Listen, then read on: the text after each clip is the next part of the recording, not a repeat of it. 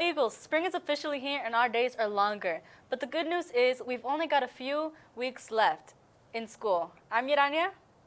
That's right. The end of school brings a lot of things to celebrate. I'm Nate, and we've got some of those things today on Your Eagles Perch.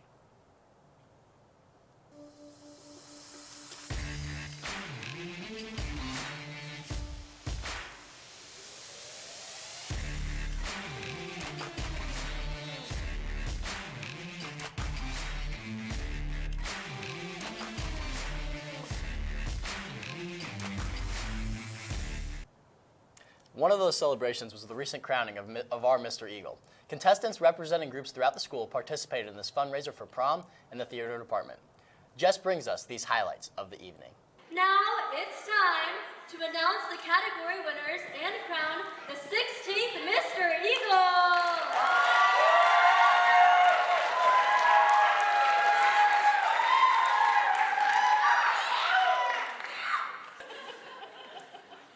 Tonight's winner for the club costume category is Coda Kaufman!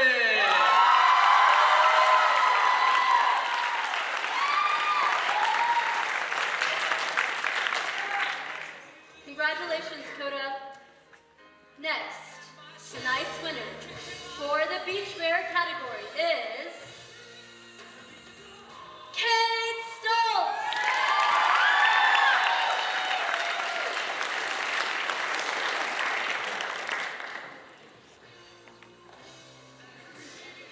Now, our winner for the talent competition is Jack Wilson!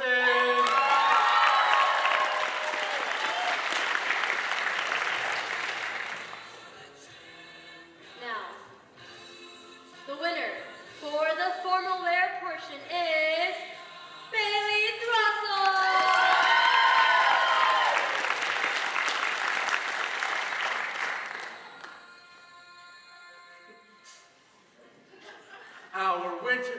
Our winner for the interview portion of tonight's Coda Kaufman!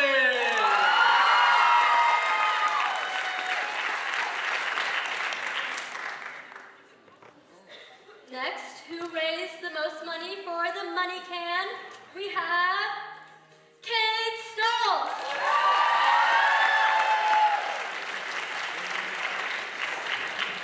And now, for the moment you've all been waiting for. The second runner-up for Mr. Eagle is Bailey Throssell.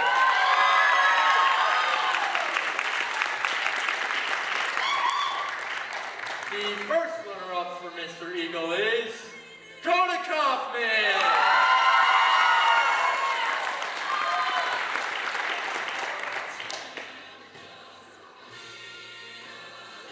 Now, the anticipation awaits.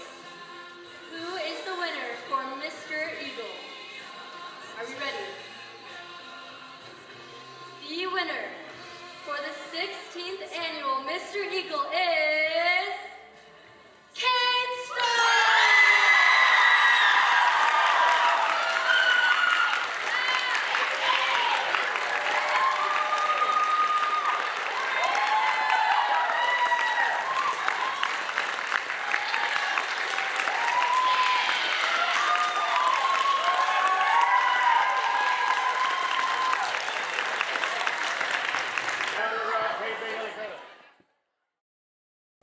Now, on a serious note, we pride ourselves on being the most diverse school in Olathe, and part of that diversity is our support for each other.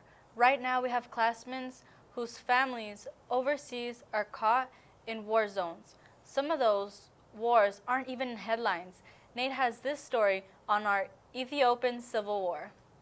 We've seen a lot of foreign conflicts recently, including the invasion of Ukraine, the Azerbaijan war, the civil war that almost happened in Brazil. But one war that's been very deadly, extremely deadly, and hits close to home, because we have some people at the school who are from there and who have very close ties to there, is Ethiopia. Ethiopia has been experiencing a civil war from 2020 all the way to 2022, primarily found in the Tigray region of Ethiopia between the Ethiopian federal government and the Tigray People Liberation Front on the other. The government declared a state of emergency and called all citizens to arm themselves. Later that year, the Ethiopian government started regaining its footing in the battlefield. A fleet of combat drones that they acquired from allies in the Persian Gulf was a very key reason for that factor. However, these drones were devastating as they were bombing and destroying the cities and leaving many people dead. On March 24th, Ethiopia's government announced what it called a Humerian truce with the rebel forces, saying it was acting because thousands of people from Tigray, where food has not been delivered since December, had begun flooding into bordering regions seeking help. However, in August, just a few months later, the ceasefire was shattered as fighting erupted on the border of the Tigray region, shattering a 5-month truce between the rebels and the government. A deal to end the war was ultimately reached in October of 2022 in South Africa in a mediation process led by the African Union. Just 10 days later, the two sides agreed to end the war. However, an agreement this past November that was put upon by the United Nations helped in the war. This war left an estimated 500,000 people dead and millions of people displaced. Recently, the U.S. Secretary of State, Antony Blinken, went to Ethiopia and met with the Prime Minister, Mr. Abiy. Mr. Abiy's government was furious last year when the United States expelled Ethiopia from a regional trade pact as they cited gross violations of internationally recognized human rights by the Ethiopian government. Although both parties were blamed for the violent 2-year conflict, the U.S.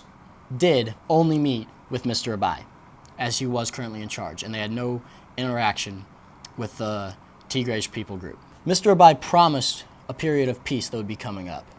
However, his words, we should be very, very, very cautious to believe. Elizabeth Shackelford, formerly a U.S. diplomat to Africa and now a senior advisor at the Chicago Council on Global Affairs, said that Mr. Blinken should be skeptical toward Mr. Abiy, whose heroic image as a 2019 Nobel Prize winner for ending years of war with neighboring Eritrea had been immediately followed by a catastrophic, deadly civil war that left 500,000 people dead in his own country. She said, "My hope is that the war has changed our approach to the Ethiopian government and made us buy Abiy's lines less readily." One central question for Mr. Abiy's government is whether the U.S. might agree to reinstate Ethiopians' participation in the African Growth and Opportunity Act, which provides sub-Saharan African countries with duty-free trade access to the U.S. market. More importantly to Ethiopia than trade may be a potential loan from the International Monetary Fund, which would require the Biden administration's support, as seen by them sending Antony Blinken to meet with the Ethiopian Prime Minister, Mr. Abiy. Whether or not the Biden administration will grant the support or not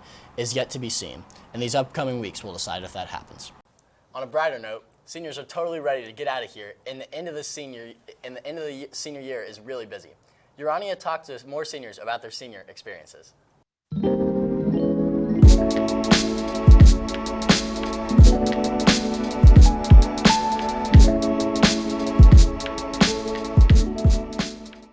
My senior quote is live, laugh, fly, because live, laugh, fly. Okay, yeah. And they done count me out so many times they ran out of fingers. I'm in your walls. And my senior quote was, Ponte las pilas. My senior quote is, my truck is lower than my grades. So March Madness is almost over. Looking back to Maddie has some thoughts on the Final Four in this editorial. March is the beginning of many things. Springtime, flowers, green. But with these wonderful aspects of March also comes the beginning of college students experiencing a world of catastrophe as they watch their basketball team lose to the underdog in a parade of madness. They slowly experience the team in the 1 seed lose to an 8 seed with a mascot of a Razorback. What even is that? Or a team expected to get last in their division makes it to the Elite Eight after a heart attack-inducing game, only to come out with a loss against a school that most people have never heard of. Like the name says, madness. March equals madness. The upsetting upsets of this year's tournament have been, well, very upsetting to many basketball fans. Personally, I never knew that the Final Four actually meant the teams were 4 seeds and above. Am I saying all of this because I'm a K-State fan who is mad that we lost? Yes, of course.